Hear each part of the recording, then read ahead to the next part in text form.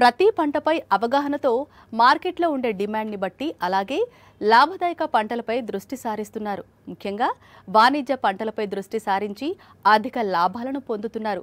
ఇప్పటికే శ్రీగంధం సాగు చేస్తున్న ఎందరో రైతులు లాభాలు పొందే దిశలో ఉండటం విశేషం. అయితే శ్రీగంధం సాగుకు అనుమతి ఉన్నా ఎర్రచందనం సాగుకు అనుమతి లేదు. కానీ ఈ మధ్యకాలంలో కేంద్ర ప్రభుత్వం ఎర్రచందనం సాగుకు అనుమతి ఇవ్వటంతో రైతులు ఎర్రచందనం సాగుపై దృష్టి సారించారు.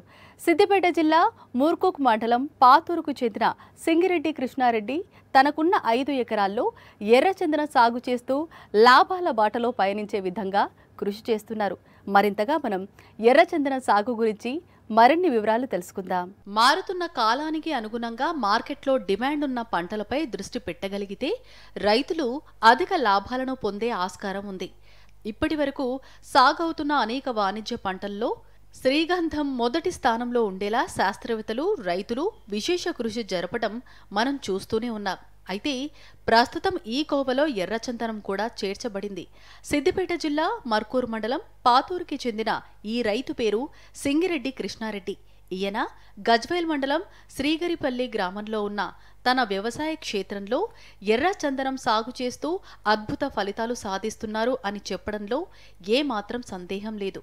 2011లో బెంగుళూరు నుంచి మొక్కలు తెచ్చి 5 ఎకరాల్లో ఎర్రచందనం సాగు చేస్తూ ఉన్నారు.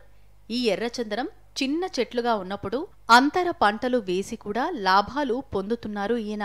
సింగిరెడ్డి కృష్ణారెడ్డి, మా రెవెన్యూ భాగము సిగిరిపల్లి గజ్వేల్ మండలం. మేము 2011లో ఈ 5 ఎకరాల భూమిలో ఎర్రచందనం నాటాము.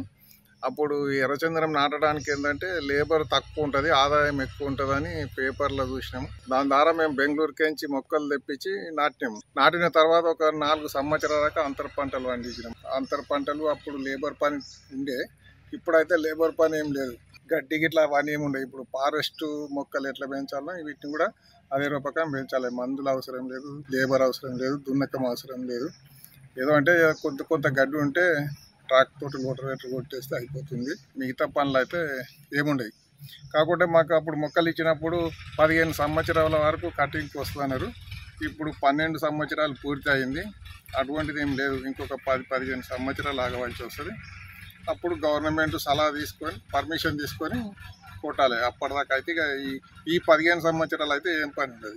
ఈ ఎర్రచందనం మొక్కలు నాటడానికి ఏంటంటే లేబర్ పని ఉండదని ఒకటి, ఈ మళ్ళీ ఆదాయం ఎక్కువ వస్తుందని చెప్పడం ఒకటి జరిగింది. దాంతో పెట్టాము. ఇప్పుడైతే లేబర్ పనులు ఏం లేవు, మళ్ళీ కూలి కొరతలు అవసరమే లేదు, పెట్టుబడి కూడా ఏముండదు, మందులు అవసరం లేదు. అంతా ఇప్పుడు ఫారెస్ట్ చెట్లు ఎట్లుంటాయో అదే మాదిరిగా పెరుగుతాయి. ఇప్పుడైతే ఇక ఖర్చులు అవసరం లేదు. 12 సంవత్సరాలు అయింది, ఇంకో 15 సంవత్సరాలు ఆగాలని అధికారులు చెప్తారు. ఆ అధికారుల సలహా మేరకు 15 సంవత్సరాలు అయినాక మళ్ళీ ఆ టెస్ట్ చేయించి పర్మిషన్ తీసుకొని కొట్టాలి.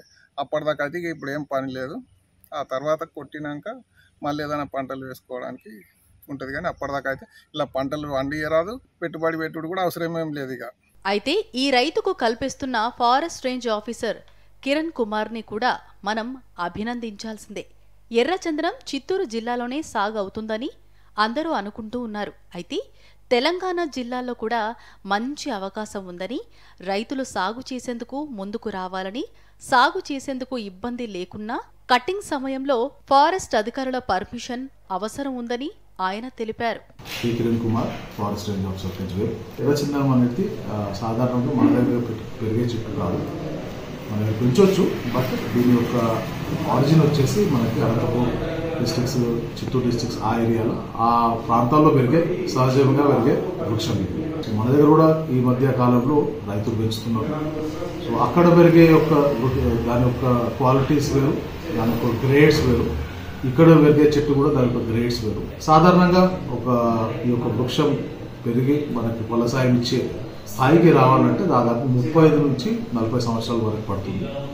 పట్టినప్పటికీ కూడా అక్కడే ఒక క్వాలిటీ, అక్కడ ఒక గ్రేడింగ్ ఎప్పుడైతే మేము చూస్తామో అక్కడ ఒక గ్రేడింగ్, ఇక్కడ ఒక గ్రేడింగ్ డిఫరెన్స్ ఉంటుంది ఖచ్చితంగా. దాని యొక్క వాల్యుయేషన్ కూడా అదే విధంగా డిఫరెన్స్ ఉంటుంది గ్రేడింగ్ ప్రకారం. సో ఈ గ్రేడింగ్లో మన దగ్గర ప్రస్తుతం ఇంటర్నేషనల్ మార్కెట్లో ఎవరైతే ట్రేడింగ్ పర్మిషన్ ఉందో వాళ్ళకి మాత్రమే ఈ యొక్క వృక్షాన్ని కట్ చేయడం మరియు సేల్ చేయడం, ఆ సేల్ ద్వారా వాళ్ళకి అమౌంట్ ఇవ్వడం జరుగుతున్నది. సో ప్రస్తుతం ఉన్న పరిస్థితులలో మనకి చట్టంలో అటవీ చట్ట ప్రకారం దీనికి ఎలాంటి ట్రేడింగ్ పర్మిషన్ ఇంతవరకు జారీ చేయలేదు. కాబట్టి దయచేసి వృక్షం తొలగించేటప్పుడు డిపార్ట్మెంట్ నుంచి పర్మిషన్స్ తీసుకొని దానికి 35-40 ఇయర్స్ ఏజ్ వచ్చిన తర్వాతనే దాని యొక్క హార్వెస్టింగ్ పాయింట్ ఆఫ్ వ్యూలో మీరు మా దగ్గరకు వచ్చి మా యొక్క సజెషన్స్ తీసుకొని అప్పుడు కానీ దానికి తొలగించేందుకు ఫిల్లింగ్ చేసే పర్మిషన్ తీసుకోండి. మీరు చేయకండి. ఇక్కడ చాలా పెద్ద నేరం కింద మనకు పరిగణలోకి వస్తుంది. దానివల్ల మీకు లాభం ఎంత ఉంటుందో దానివల్ల తెలియకుండా మనం ఒక తొలగిస్తే దానివల్ల మనకంత నష్టం కూడా జరుగుతుంది, కేసెస్ కూడా చేయడం కాకుండా దయచేసి ఈ యొక్క విషయాన్ని మీరు గుర్తుపెట్టుకొని అందరికీ ప్రజలకి తెలియజేయాలని మా కోరిక.